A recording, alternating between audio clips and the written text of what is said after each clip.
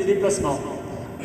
Vous allez essayer de me donner dans l'ordre, alors ceux qui le savent, pour les autres.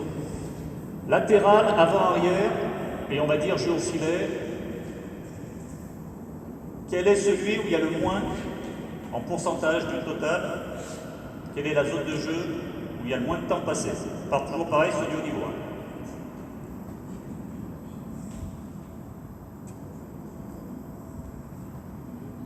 Il y a déplacement latéral, il y a latéral, déplacement vers l'avant, déplacement vers l'arrière. Le déplacement vers l'arrière, ça peut être sur un smash, ça peut être le décrochage de la ligne.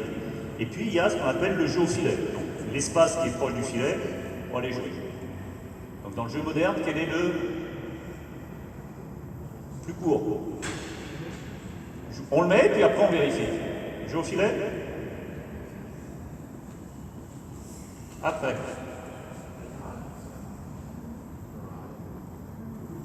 On part du plus petit, hein, du moins, on va vers le plus, donc ça serait latéral le deuxième. Oh, ouais, non, mais on va. Après, avant ou arrière? En arrière. Et donc en fait, celui où il y aurait le plus, ça serait vers l'avant.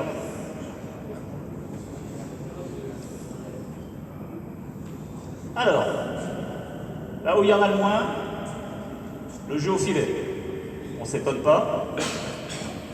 Alors, au niveau, c'est un peu compliqué. Jeu vers l'arrière, donc que ça soit au smash ou décrochage, 7%. Le jeu vers l'avant, 17%. Je m'engage. Et le grand vainqueur, bah oui, plus de 70% du temps, c'est du déplacement latéral.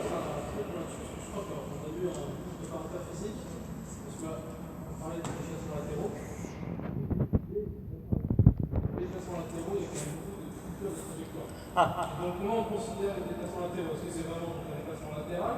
Non, c'est sur les côtés. C'est à partir du moment, même si tu vas en oblique, tu coupes la trajectoire, c'est majoritairement latéral. Ok.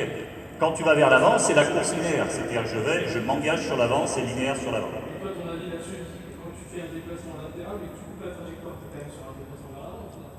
C'est oblique. On va dire déplacement oblique. Mais là, dans les chiffres, tu as un axe.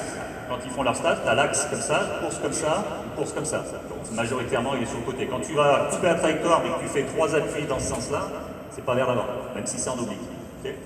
Donc le jeu latéral, après on verra. Est-ce qu'il est latéral défensif, latéral contre-attaque? C'est encore autre chose. Donc ça, c'est la quantité. Sur le qualitatif, alors je vous ai mis ça juste pour vous remémorer un petit peu les dimensions du terrain de tennis. Okay. 8,23 m, donc on va partir du principe que du centre jusqu'à la ligne de centre, c'est 4 mètres.